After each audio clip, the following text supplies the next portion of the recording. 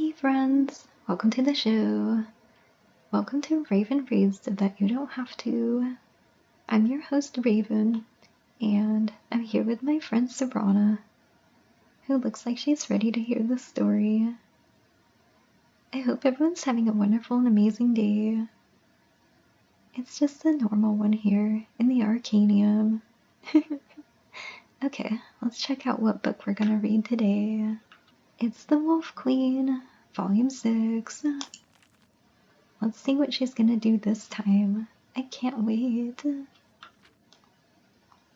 From the pen of Insolicus, 2nd century sage, year 120 of the Third Era, the 15-year-old Empress Kintyra Septim II, daughter of Antiochus, was coronated on the 3rd day of First Seed.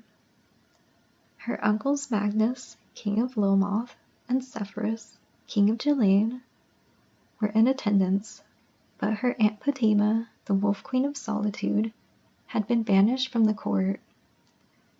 Once back in her kingdom, Queen Potema began assembling the rebellion, which was to be known as the War of the Red Diamond.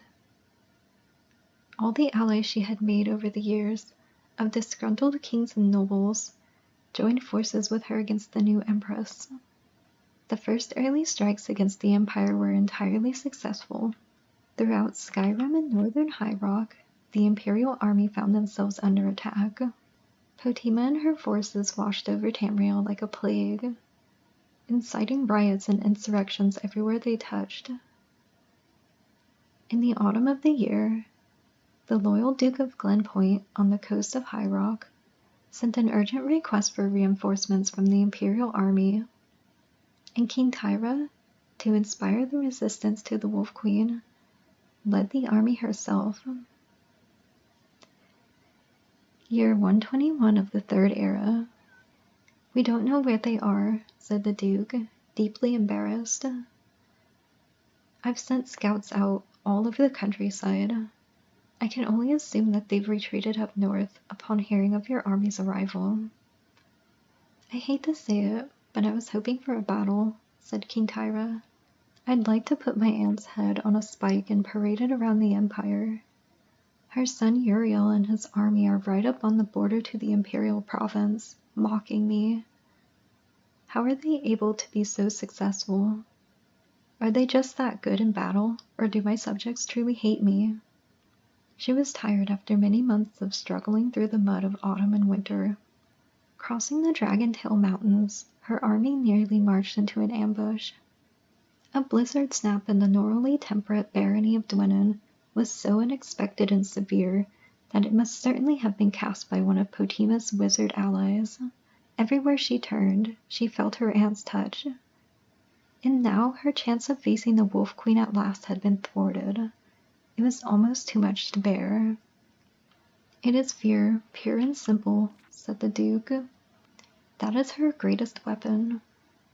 I need to ask, said Kintyra, hoping that by sheer will she would keep her voice from revealing any of the fear the Duke spoke of.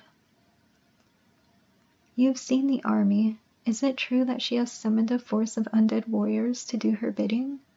No, as a matter of fact, it's not true, but she certainly fosters that rumor.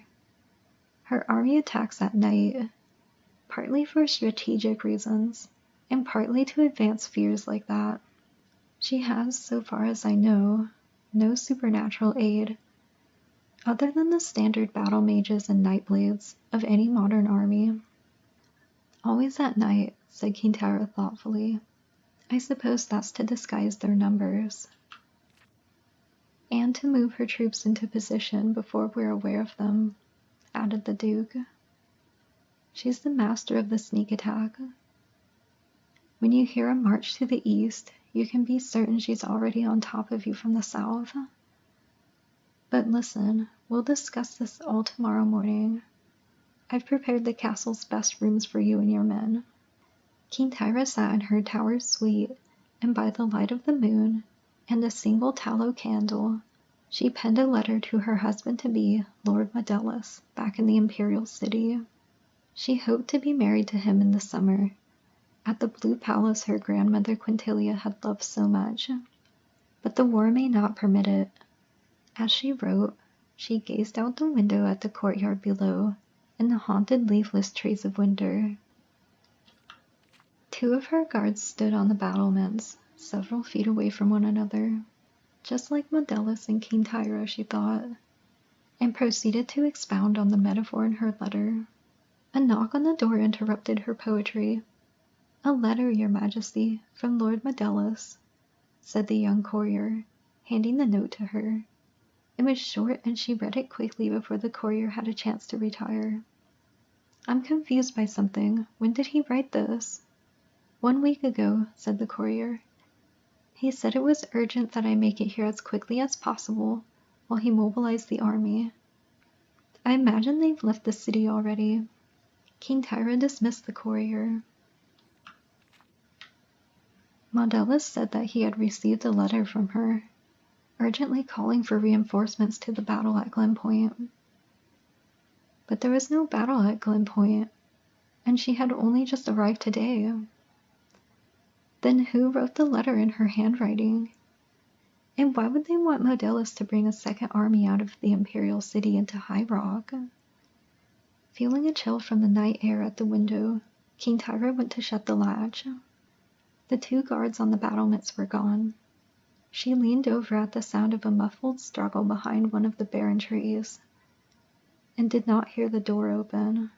When she turned, she saw Queen Potema and Menton, Duke of Glenpoint, in the room with a host of guards. "You move quietly, Aunt," she said after a moment's pause. She turned to the Duke. "What turned you against your loyalty to the Empire? Fear?" "And gold," said the Duke simply. "What happened to my army?" asked Kintyra, trying to look Potema steadily in the face.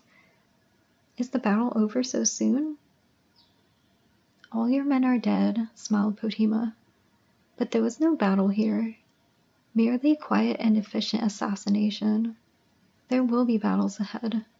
Against Modellus in the Dragontail Mountains, and against the remnants of the Imperial army in the city. I'll send you regular updates on the progress of the war." "So I am to be kept here as your hostage?" asked King Tyra, flatly, suddenly aware of the solidity of the stones and the great height of her tower room. "Curse you! Look at me! I am your empress. Think of it this way. I'm taking you from being a 5th-rate ruler to a 1st-rate martyr," said Potema with a wink. "But I understand if you don't want to thank me for that." Wow, guys. Potema is so crazy. She always finds a way to win in the end.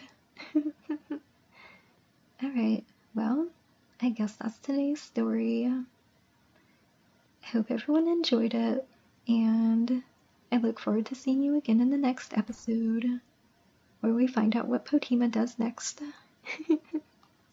Alright, thanks for watching, everyone. Bye for now.